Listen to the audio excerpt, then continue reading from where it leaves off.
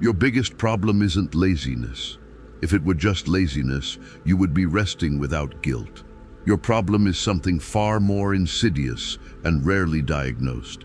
You are addicted to the potential of action, but terrified by the execution of it. You live in a state of almost. You are the most brilliant architectural blueprint that never made it off the paper. And the reason you clicked on this video isn't because you need another productivity technique or a new to-do list app. You already have all of them. You know exactly what needs to be done. Your intellect is not the barrier. Your intellect has become your cage. There is a silent tragedy that afflicts people like you, articulate, self-taught, capable of grasping complex concepts in minutes. The tragedy is that your mind simulates the future with such perfection and detail that your brain confuses planning with achievement. When you spend 3 hours researching the best workout method, the best investment strategy, or the perfect script for your project, your dopaminergic system rewards you as if you had already run the marathon or gotten rich. You feel the pleasure of conquest without having moved a single muscle toward reality. This creates a devastating feedback loop. You feel exhausted at the end of the day, feeling like you've carried the world on your shoulders, but when you look at the tangible results, at what can be measured and touched, the landscape is barren. Your energy was spent on the maintenance of anxiety and the architecture of mental castles. You are tired from thinking, not doing. And this mental fatigue is what prevents you from washing the dishes, sending that difficult email, or finishing the course you bought 6 months ago. Society often says that knowledge is power. This is a dangerous lie. Knowledge is merely potential energy. It's like having a nuclear battery in your basement, but living in the dark because you refuse to connect the wires. Knowledge without execution is not neutral. It rots. It turns into bitterness. There is no one more cynical and frustrated than the person who knows how the world works, knows they could be great, but watches less capable and less intelligent. People pass them by simply because they had the audacity to act imperfectly, while you waited for the ideal moment that never came. You have built an identity based on, I am smart, I have potential, but the real world, the physics of life, does not respond to what you could do. It responds only to the displacement of mass, to movement. Entropy, the universe's tendency toward disorder, is acting upon your life right now. While you plan, opportunities decay, your body ages, and the window of opportunity narrows. That feeling of being behind that you feel in your chest, that diffuse pressure that appears on Sunday nights, is not paranoia. It is your subconscious screaming that time is not infinite.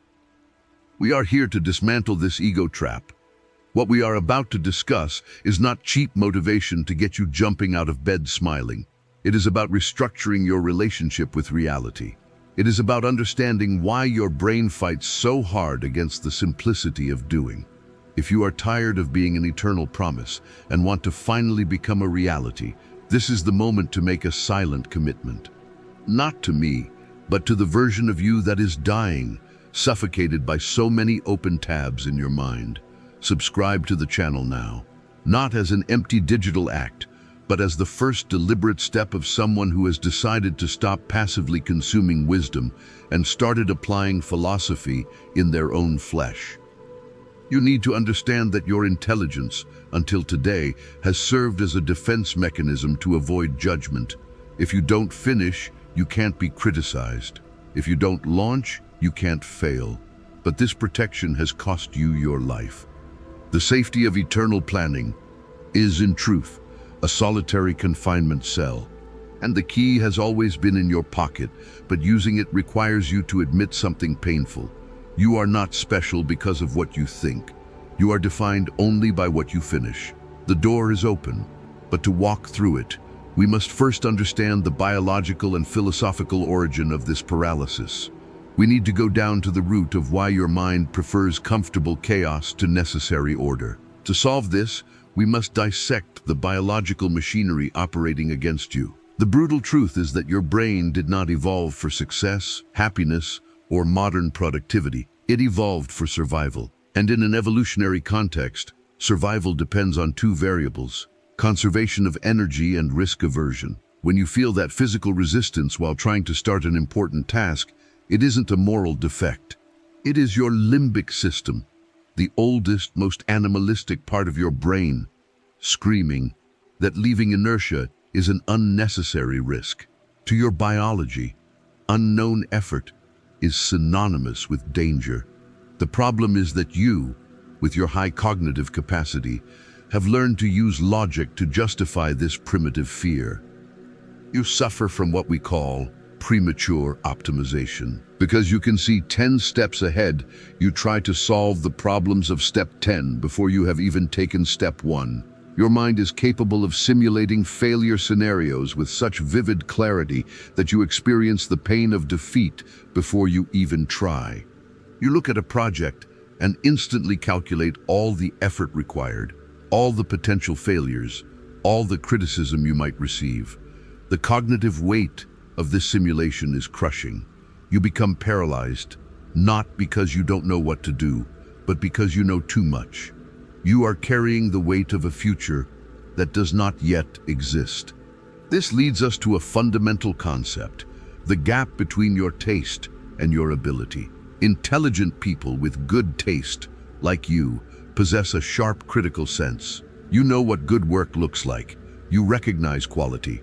But when you start doing something new, the initial result is inevitably mediocre. And this mediocrity offends your ego.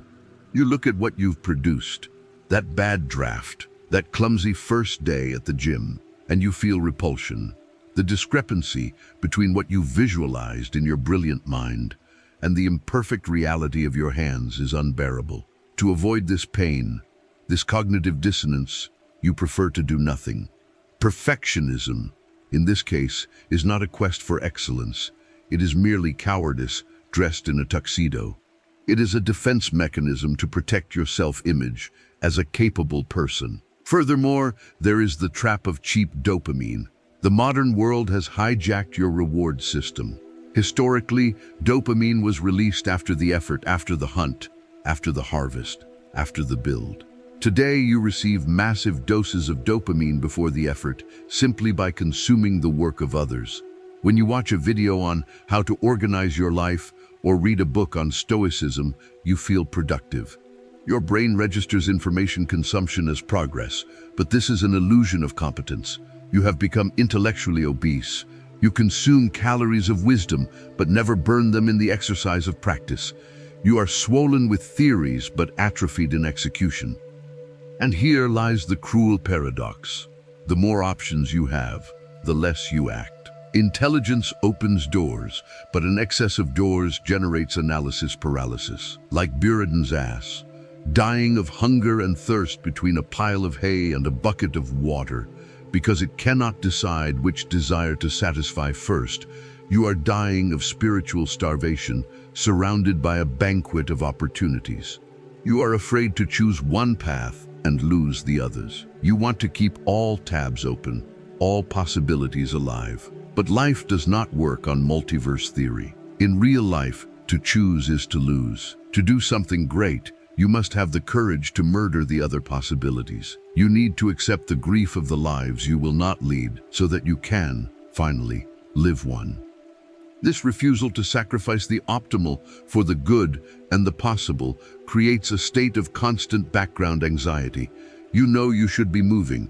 Your biology asks for conservation, your ego asks for perfection, and your intellect asks for absolute certainty.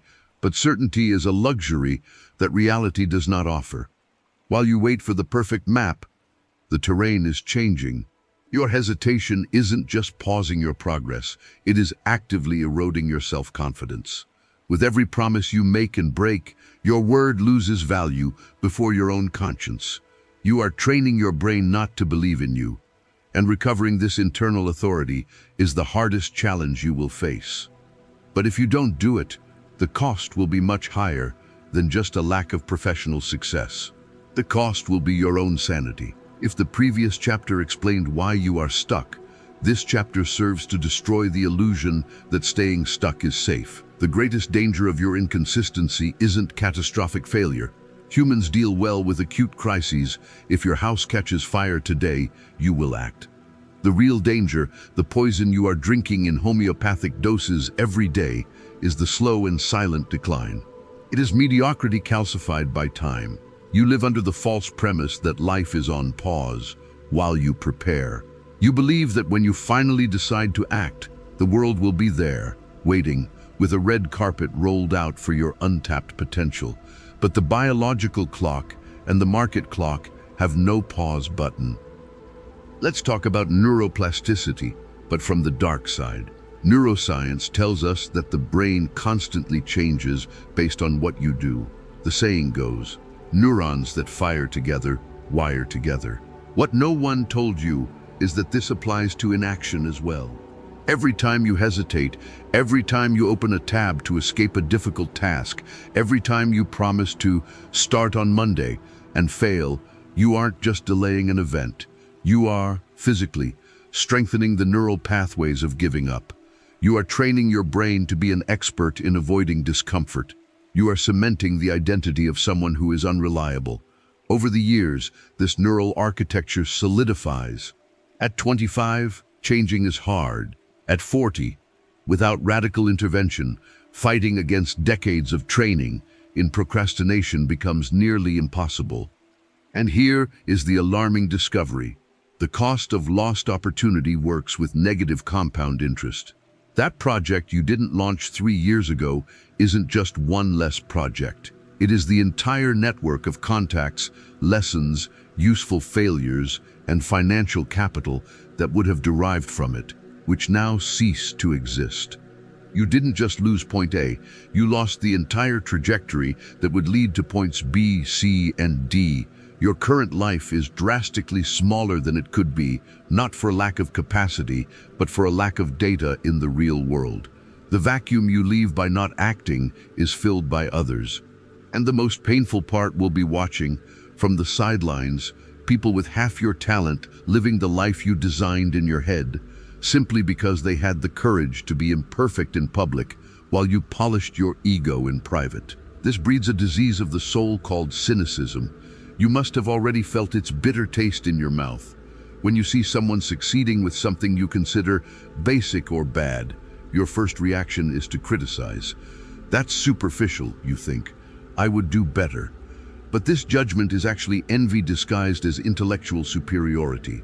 Cynicism is the defense mechanism of the intelligent coward. It protects you from admitting that the fool who is acting has more courage than the genius who is analyzing. If you don't break this cycle now, you are condemned to become the bitter old person who knows everything about how the world should be, but has nothing to show for how it is. The final tragedy isn't dying. It is reaching the end of your life and meeting the person you could have become. Imagine that meeting. Imagine standing before a version of you who wasn't smarter nor more privileged, but who simply respected time. A version who acted with fear, who published the draft, who trained while tired, who accepted mistakes as part of the process. Looking into the eyes of that version and realizing that the only difference between you two was the decision, that will be the true definition of hell. The pain of regret weighs tons, while the pain of discipline weighs ounces. Today, you are choosing to carry the tons tomorrow to avoid the ounces now. You need to feel fear, not the paralyzing fear of anxiety, but the healthy and urgent fear of wasting the only non-renewable resource that exists. Entropy is corroding your dreams as we speak. Your brain's window of optimal plasticity is closing. The market is changing. Your vital energy is not infinite. The idea that there is still time is the sedative that is killing your ambition. Wake up to the urgency. Your future self is begging you to do something today that stops you from becoming a ghost full of regrets. The situation is critical, and pretending it is just a rough patch is a lie you can no longer afford to tell. Now we arrive at the real battlefield. The war doesn't happen when you set your New Year's resolution. The war happens at 6 a.m. on a rainy Tuesday. The war happens when the cursor blinks on a blank screen and a browser tab suggests an interesting video. In this exact moment, an entity awakens within you that I call the Negotiator. And the Negotiator is dangerous because he has your voice, your vocabulary, and knows all your weaknesses. He doesn't scream, he whispers logic. The Negotiator is the part of your brain that rationalizes quitting. He says, "You didn't sleep well. Start tomorrow when you're rested, so the work will have higher quality." He says, "You need to read just one more article before writing to be absolutely sure." It sounds sensible, doesn't it? It sounds like prudence. But it is sabotage. The Negotiator uses your own intelligence against you, creating perfect alibis for inaction. You are losing the battle because you are trying to argue with him. And you don't win an argument against your own biology. You win by ignoring it. The fatal mistake you make is believing in the fallacy of the future self.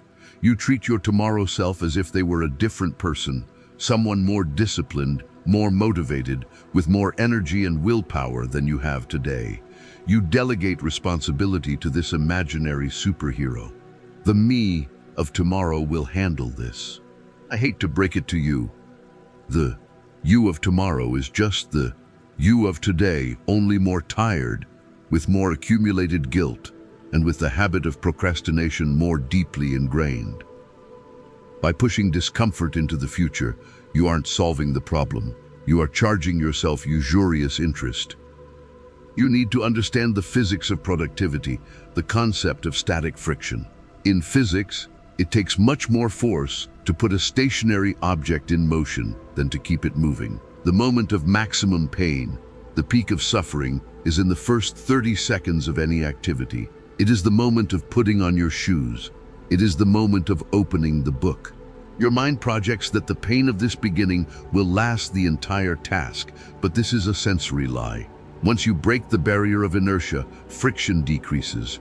The Negotiator wants you to believe that the mountain is steep the whole way up, when in reality, the only precipice is the doorstep. The escalation of the problem occurs because you have turned action into an emotional event. You keep waiting to feel like it. You treat motivation as a prerequisite for work. Let me be brutally honest. Motivation is a volatile, unreliable, and childish emotion. Professionals don't wait to feel like it. They have commitment. If you only act when you feel good, you are not the owner of your life. You are a slave to your fluctuating biochemistry. The escalation ends when you realize that discipline is, fundamentally, the ability to give an order to yourself and obey it, regardless of how you feel about it. You are trapped in a cycle of analysis paralysis because you seek guarantees. You want the guarantee that if you put in the effort, it will work out. But life offers no guarantees, only probabilities. And the probability of failure is 100% if you don't move. The internal conflict you feel right now, this anguish of knowing what to do and not doing it, is your vital essence being drained. Every time you negotiate with laziness and lose, you lose a piece of your self-efficacy. You stop trusting yourself. And there is no greater loneliness than not being able to count on the only person who will be with you until the end, yourself. Stop negotiating. The debate is over. There are no more arguments to be heard, no more plans to be drawn. The negotiation table must be flipped. What we need now is not more intelligence, but a strategic stupidity. The ability to shut down the analytical brain and turn on the mechanical body. We need a method to silence the Negotiator and break through the wall of static friction. And it is exactly this, the ultimate rescue tool, that we will deliver now. It isn't magic, it is mechanics, and it is the only way out left. The solution to your mental maze isn't thinking more.